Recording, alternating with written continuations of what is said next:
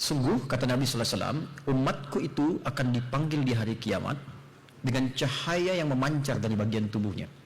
Kelihatan. Ada yang mengibaratkan Ghurral Muhajjalin itu seperti kuda putih di tengah lautan kuda-kuda hitam. Seperti bersinar. Dari apa? Min atharil wudu. Ya, min atharil wudu. Ada terusan hadisnya, atau kama qala Rasulullah SAW, faman yastati an yutila ghurratahu falyaf'al. Siapa yang mampu memanjangkan. Nah, ini yang mungkin di sini yang dimaksudkan. Cahayanya itu silahkan lakukan. Baik, yang dimaksud cahaya wudu di sini ulama berbeda-beda pendapat. Ada yang memahami secara tekstual. Wah, kalau wudu kan pakai air, maka biarkan airnya saja, nggak usah diusap, nggak usah dikeringkan. Ini adalah bagian dari memanjangkan cahaya. Ya, ada yang kedua memahami bahwa lebihkan sedikit supaya cahayanya makin memanjang. Jadi kalau basuh tangan sampai siku, lebihkan dikit. Gitu. Ada yang memahami sampai situ. Tapi dari pemahaman itu, kami cenderung pada yang ketiga, karena ini sesuai dengan makna dasarnya. Apa yang dimaksudkan? Cahaya yang dimaksudkan dari hasil wudu itu bukan melekat kepada benda air dan semacamnya, bukan. Yang dimaksudkan dampak wudunya. Wudu di Quran, di surah kelima Al-Maidah, di ayat yang ke-6, disebut fungsinya taharah. Ma ja'alallahu, ya, tidaklah Allah Subhanahu wa taala yaj'ala 'alaikum min haraj walakin liyutahhirakum. Allah tidak menghendaki kesulitan padamu saat berwudu, tapi tujuannya mentoharohkan engkau. Ada taharah, ada nadhafah, itu beda. Nadhafah membersihkan luar fisik. Ya.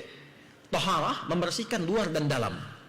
Nah, rumusnya kata Nabi di hadis Muslim, ketika seseorang berwudu, maka bersamaan dengan jatuhnya air wudu itu, jatuh dia, maka jatuh pula kotoran-kotoran dan dosanya. Di kotoran fisiknya jatuh, dosanya hilang. Seperti tadi saya terangkan waktu siang. Maksudnya apa? Dia membasuh tangannya, dia minta ampun pada Allah dari dosa tangan yang melekat pada tangan itu. Mungkin sebelumnya dia menulis sesuatu yang tidak pantas dan seterusnya, dia bertobat. Karena itu setelah wudu dia baca doa tobat. Allahumma ja'alni minat tawwabina. Ya Allah, aku tobat. Karena itu saat tobat, dia mengakui ada yang salah di tangan, dia menyesali itu, dia berjanji tidak mengulangi. Nah, wudu yang seperti itu bersih luarnya, jatuh airnya, jatuh kotorannya. Jadi tidak ada hubungan dengan dilap, dikeringkan atau tidak. Itu poinnya. Nah, bagaimana memanjangkannya? Maksudnya dampaknya. Setelah wudu jadi baik dia.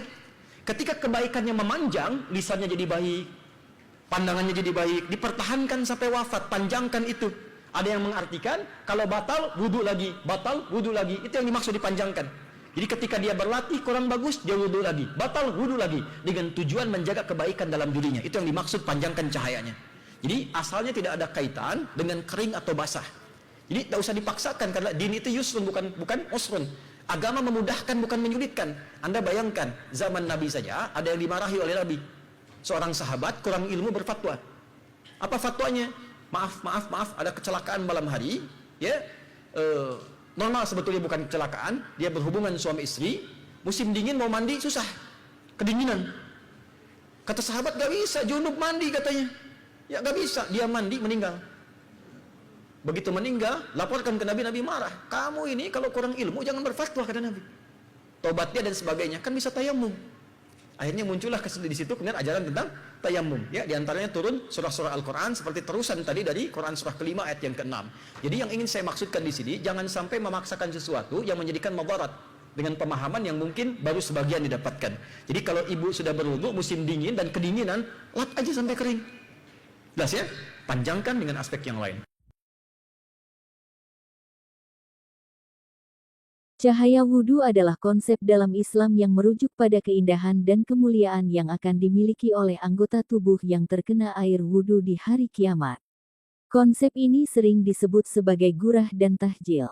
Semakin sempurna wudu yang dilakukan di dunia, semakin terang cahaya yang akan memancarkan dari anggota tubuh tersebut di hari kiamat. Elaborasi, gurah dan tahjil. Dalam hadis, disebutkan bahwa umat Islam akan datang di hari kiamat dengan gurah dan tahjil karena bekas air wudu.